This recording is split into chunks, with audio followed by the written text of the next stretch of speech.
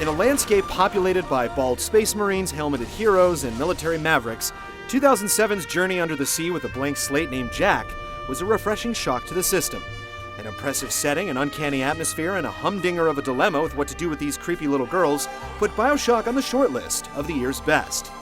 3 years later, we once again return to Rapture. Has it fell to rust, or is this series airtight?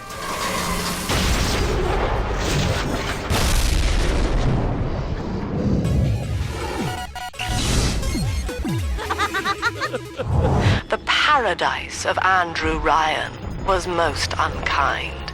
For the uninitiated, Rapture is a corrupt dystopia founded in the 40s below sea level that turned fully psychotic with civil war and mass hysteria, mostly thanks to its citizens splicing their genes to gain unique powers called plasmids.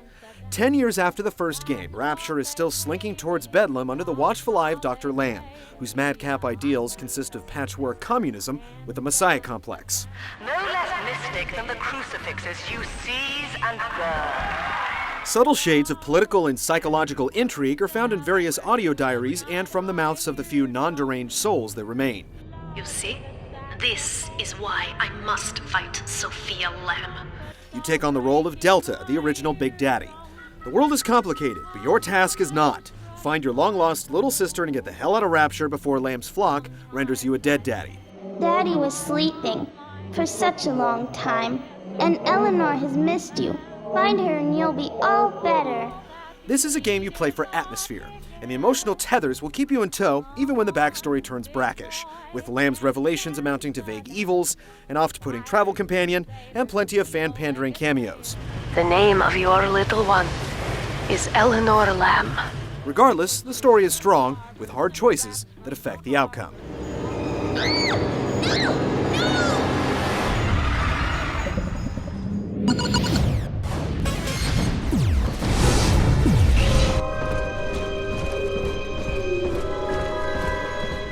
10 years of wear and tear have marred Rapture's opulent avenues, creating a perfect breeding ground for slums and scumbag splicers.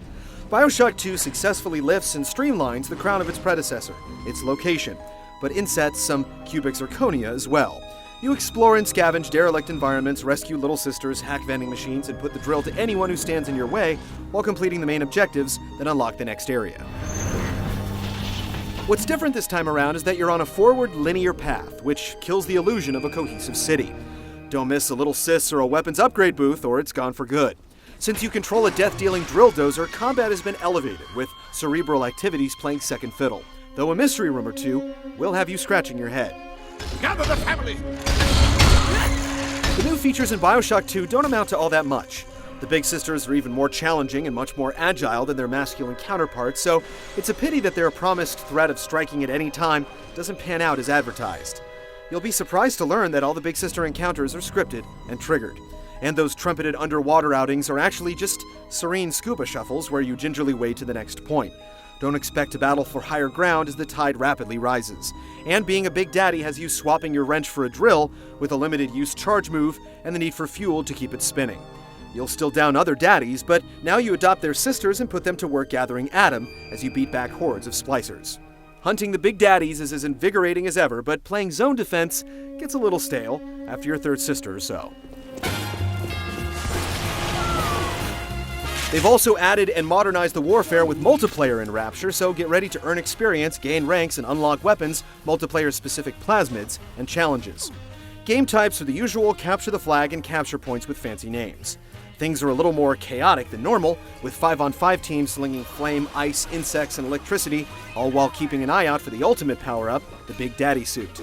Environments are a big factor, with water encouraging electric mayhem and oil slicks at the ready to make people into burn victims. Small touches like exploding corpses and taking photos of your dead foes to get a damage bonus give the multiplayer game character. Too bad small ammo clips and large health bars can lead to prolonged shootouts. Overall, it's an interesting bonus to mess around with, though there's probably not enough after the novelty runs out to compel you to reach max level. Some truly great moments that we won't give away punctuate the repetition, and the endgame really picks up steam. Too bad it hits its stride when it's crossing the finish line, though multiple endings may encourage you to kickstart your underwater adventures anew.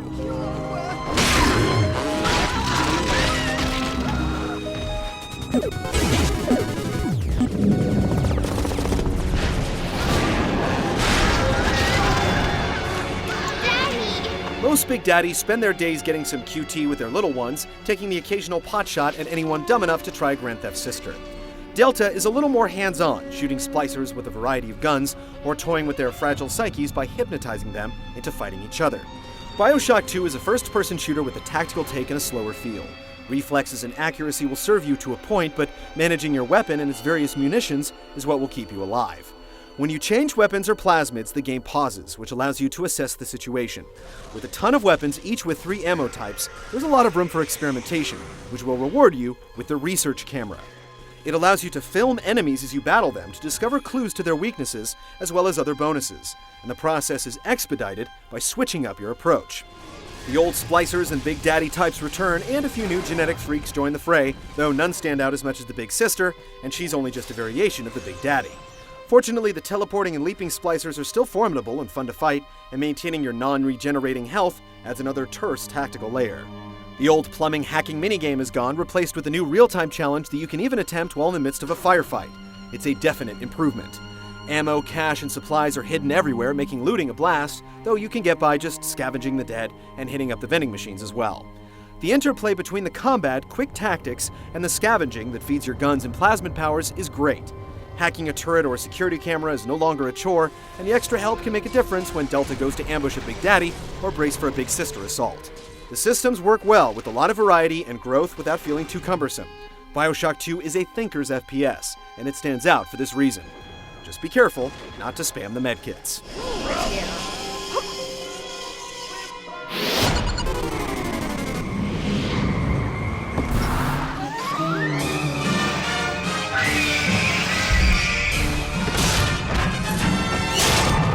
Even if the setting variations are stolid, the atmosphere remains as affecting as ever. Rapture is the dystopia of the deep. Art direction and voice acting meet the high bar of the first game, making this a place you can't help but inhabit, even as you try to escape. As far as characters go, the splicers look perfectly deranged. It's the few quote-unquote normal people you run into that seem to have taken up permanent residence in the uncanny valley.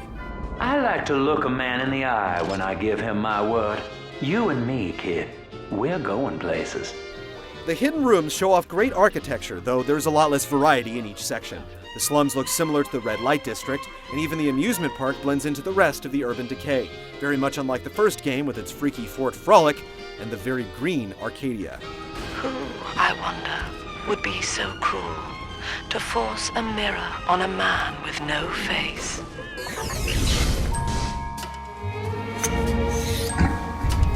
There's a certain straight-to-DVD feel with this sequel, which constantly evokes the original without ever eclipsing it. But perhaps it's callous to stack it up too harshly against its brilliant predecessor.